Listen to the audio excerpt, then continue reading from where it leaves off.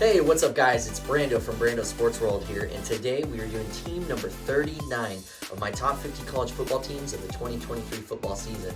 So yes, we are finally into our 30s here, and we are doing our third SEC team, the Arkansas Razorbacks. Their 2022 record was 7-6 overall, and they were 3-5 in their conference. So their head coach is Sam Pittman. He's been their head coach for 3 years now. This was his very first time ever being a head coach, and he's actually had somewhat successful tenure so far, I would say, in a very, very tough SEC West side of the conference. And I think you all would agree with it that could arguably be the strongest conference and division in the entire country. I don't know many facts about Sam Pittman, I'll be completely honest with you, but I do know that he's 2-0 in the last two bowl games that he's been in.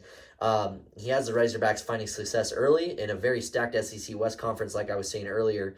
But the biggest thing about the Arkansas Razorbacks is their defense. It has not been the greatest whatsoever. They actually ranked number 101 in total defensive yards and points per game given. And then the thing about their offense is it ranks top 40. Now, it's not the worst thing in the world being in the top 40 offense, and I think most people would be okay with that.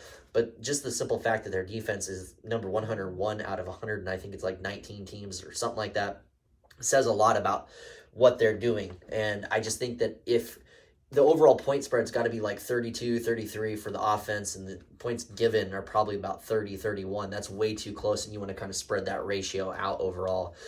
You want to get to that 30 points, 33 points offense, but you want to get down to about 22, 23 on defense to kind of be in a top 25 level. So you can tell that they're probably just on the outskirts of that in the top 40, 45 overall type of team. But don't get me wrong, this is a very tough, hard-nosed team, and I think they bring a lot to the table, and there's still a lot of room for improvement. But considering that this is his very first coaching job, going to year 4, that shows that they have a lot of trust in what he's doing there.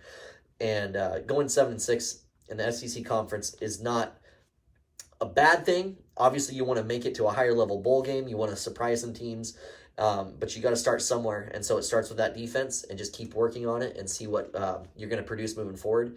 They have the potential this year to go 8-5, I think, or 8-4, and I think that's probably their top. And they also have the potential to maybe go 5-7 overall. It kind of just depends on a couple factors. So before I get started into it too much, though, please definitely, guys, like the video so we have more SEC content coming out for you, and I can see that you guys really like that. Comment down below if you're an SEC fan, or definitely if you're a Razorbacks fan, and certainly subscribe to the channel because I have a lot more great content coming out for you guys besides this top 50 countdown, really once we get in the season, so it'll be a lot of fun. So anyways, guys, thank you so much, and let's get started for the Arkansas Razorbacks 2023 season. Game number 1, Western Carolina, right out of the gates, a powerhouse team. I'm obviously kidding. You guys are going to handle your business here. You're going to win this one easy, 38-14, which is a great showing for the offense starting out and good for the defense. Game 2, a game against the Kent State Golden Flashes. Shouldn't be too much of a problem for you guys. Another home game, kind of getting your feet wet, which I think would be really great for this team here. Win this one 35-20, starting out 2-0. Finally, week 3, you come up against some serious competition. BYU, they're doing some great things down there in Utah. It could be Utah's little brother, right? But their coach is, I can't pronounce his name very well, but I tell you what, the guy can coach, flat out coach, and he has some very hard-nosed teams, good solid offensive line, defensive line. Maybe one of their issues is finding the correct skill players, and the quarterback efficiency level isn't quite where they want it to be, and I'm sure the head coach would say that too, but any coach would say that, right? But I honestly think you guys have an opportunity to win this game. This would be a great statement win, and you certainly don't want to lose this game being in this conference. You win this one 28-24, and that is a very great win to start the season off, guys. Heading now into week number 4, you head to LSU. Very tough game.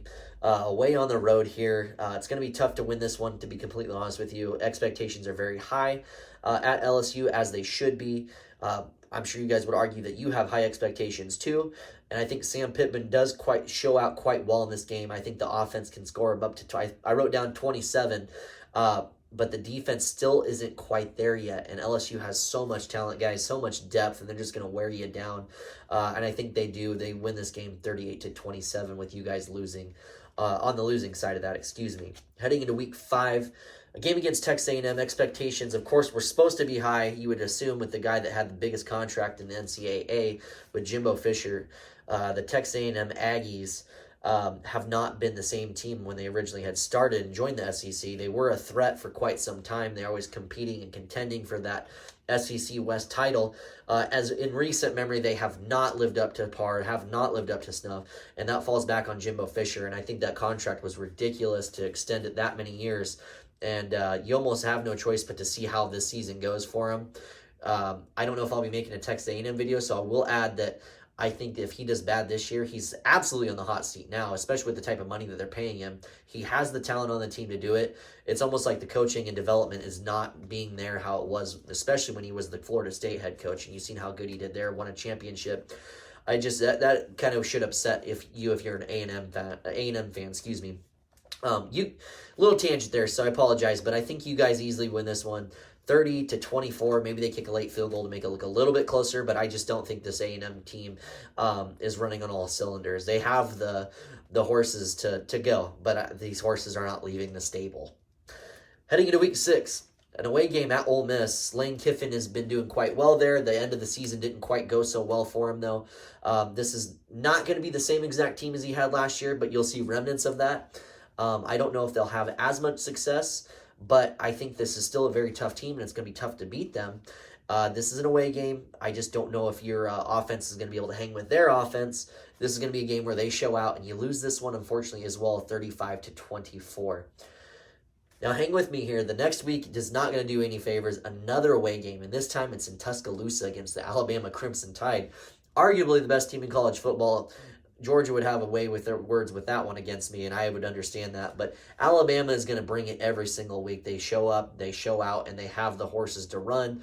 They have the players in space. They have the strong offensive line, an incredible defensive line, and it's almost like they have a factory going over there, and they can just keep developing and just bringing new guys out. They bring a guy that's tired after he's in there for 50 plays, because that's the type of depth they have, and then another one comes out and does the same thing. So it's simple point being is that I don't think that you guys are going to be able to have the horses with them. You don't. You really don't. You guys are doing better in the recruiting rankings. I've seen that recently. So you are building something at Arkansas, but this game is not the game you're going to win. You lose this one in a tough fashion against a very strong, very tough 42-20 loss against the Alabama Crimson Tide, guys. Heading into the very next week, though, Mississippi State Mud Dogs, just kidding, the Bulldogs. I think you guys have a good opportunity to win this game, and I think you guys are the better team. I think they're pretty well balanced for the most part, but they are just not in that upper echelon. You would probably classify them as a lower to middle tiered team in the SEC at least. And I think you still win this one, though, 28-27 in a very close game. This might actually be a pretty good game to watch, too. Next week, heading into a away game again in Gainesville against the Florida Gators. I'm a somewhat big Florida Gators fan. I know when you say somewhat big, it doesn't sound like it's that big, but I probably would put them in my top 5 favorite teams to watch. I always kind of cheer them on. It's going to be a tough game for you guys being up in Gainesville. I think Florida is going to be a solid team this year. They have high expectations. With Billy Napier as the coach, they don't want to win 6 games this year. They want to win at least 8 games and continue to build on that, and I think that they do this year. And I unfortunately have you losing this one 38-30. The very next week is a game against Auburn. Auburn has had their problems in recent memory, and they are not the team that they were several years ago. They still have lots of talent. They are in Alabama, so they have that recruiting bet, if you will. And I think that they're going to be a tough game for you, but I also think you handle this one at home, and you win this one 30-27.